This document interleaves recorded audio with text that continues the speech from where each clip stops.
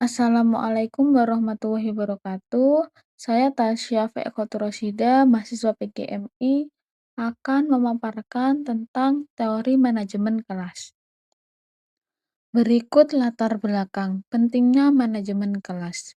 Manajemen kelas merupakan salah satu aspek penting dalam proses pembelajaran di sekolah.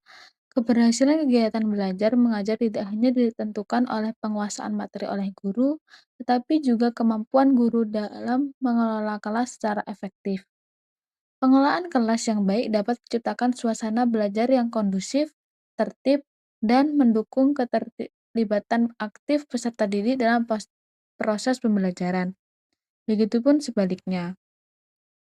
Dalam praktiknya, manajemen kelas tidak dapat dilepaskan dari berbagai teori yang terjadi dalam landasan memahami perilaku dan perkembangan peserta didik.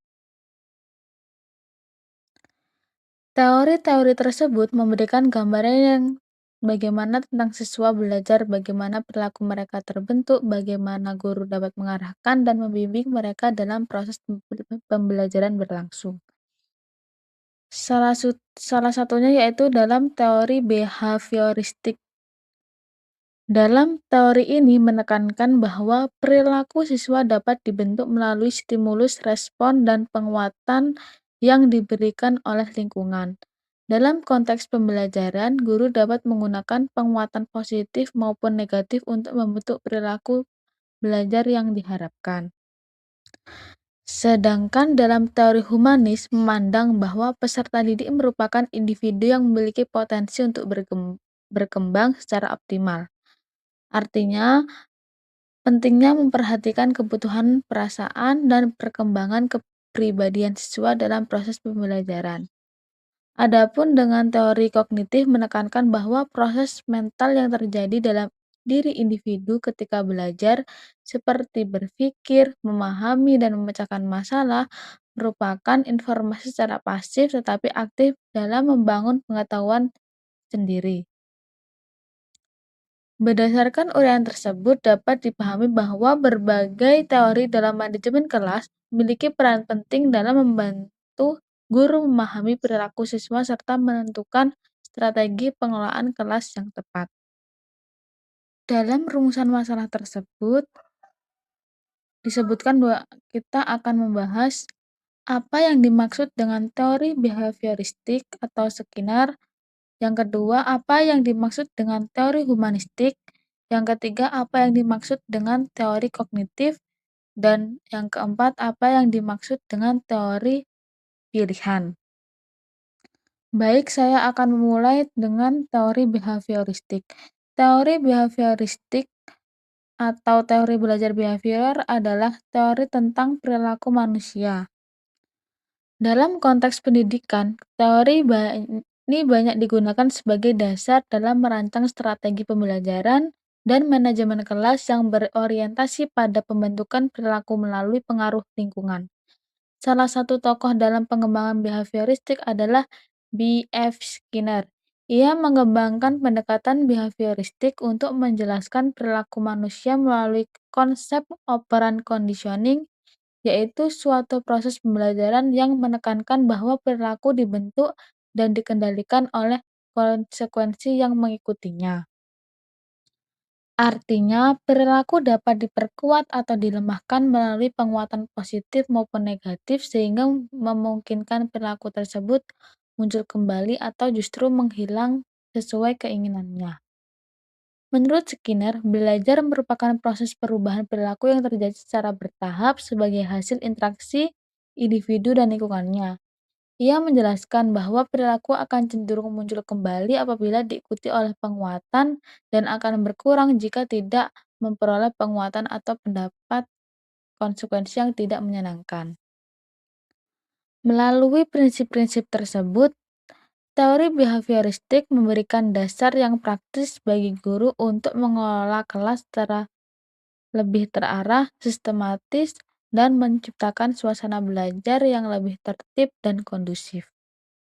Selanjutnya yaitu teori humanistik. Pada dasarnya, istilah humanistik memiliki beragam makna tergantung pada konteks penggunaannya. dalam wacana keagamaan, dalam nilai-nilai budaya, dalam agama, dalam peradaban Yunani. Tapi, dalam bidang pendidikan, humanistik kemudian berkembang menjadi sebuah pendekatan yang menempatkan humanisme sebagai dasar pemikirannya. Pendidikan humanistik memandang bahwa pendidikan harus memanusiakan manusia, mengembangkan potensi individu secara utuh, baik aspek intelektual, emosional, maupun spiritual, serta memberikan ruang bagi peserta didik untuk menjadi pribadi yang sadar, merdeka, dan bertanggung jawab atas proses belajarnya sendiri. Dalam teori belajar humanistik, itu untuk menghasilkan pendekatan pembelajaran yang berfokus pada perkembangan pribadi siswa sebagai manusia seutuhnya, bukan sekedar sebagai penerima informasi atau objek pembelajaran. Sebagai makhluk yang memiliki potensi untuk berkembang secara bebas, sadar, dan bertanggung jawab atas dirinya sendiri, oleh karena itu pendekatan humanistik menekankan pentingnya memberikan ruang bagi peserta didik untuk memahami dirinya, menemukan makna dalam setiap proses belajar, dan mengaktualisasikan potensi terbaik yang ada dalam dirinya secara utuh dan mandiri. Teori kognitif. Teori kognitif merupakan salah satu teori belajar yang menekankan pada proses mental yang terjadi dalam diri seseorang ketika menerima informasi. Salah satu tokoh penting dalam teori kognitif adalah Jean Piaget. Ia mengemukakan bahwa perkembangan positif perkembangan kognitif manusia berlangsung secara bertahap melalui 4 tahap utama, yaitu tahap sensorik motor, tahap pra-operasional, tahap operasional konkret, dan tahap operasional formal.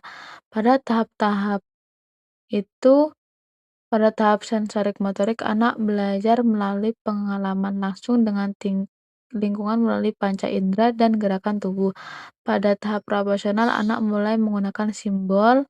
Pada tahap operasional konkret, anak sudah mampu berpikir secara logis tapi masih terbatas, sedangkan pada tahap operasional formal, individu sudah mampu berpikir secara abstrak dan logis. Dalam penerapannya di bidang pendidikan, teori kognitif memberikan beberapa implementasi penting bagi proses pembelajaran. Guru diharapkan mampu menciptakan lingkungan belajar yang mendorong siswa untuk berpikir aktif, memecahkan masalah, dan menghubungkan pengetahuan baru dengan pengalaman yang sudah dimiliki. Selain itu, penguatan media pembelajaran yang menarik dan relevan juga dapat membantu siswa untuk dalam memahami materi pembelajaran secara lebih efektif. Teori pilihan (choice theory) yang dikembangkan oleh Dr. William Glasser berpijak pada prinsip utama bahwa hampir semua perilaku manusia adalah pilihan yang diambil secara sadar untuk memenuhi kebutuhan dasar. Teori ini menegaskan bahwa kita memiliki kendali penuh atas tindakan dan pikiran kita sendiri. Dengan memahami bahwa motivasi belajar bersifat internal, individu didorong untuk mengambil tanggung jawab pribadi atas arah hidup dan kesejahteraan emosional mereka. Ada 4 macam teori pilihan, yaitu teori pilihan rasional, teori prospek, teori rasionalitas terbatas, dan teori pilihan publik. Pemahaman materi tersebut dapat disimpulkan bahwasannya manajemen kelas merupakan bagian penting dalam proses pembelajaran. Beberapa teori yang menjadi dasar dalam manajemen kelas antara lain teori behavioristik, humanistik, kognitif, dan teori pilihan. Sekian, terima kasih.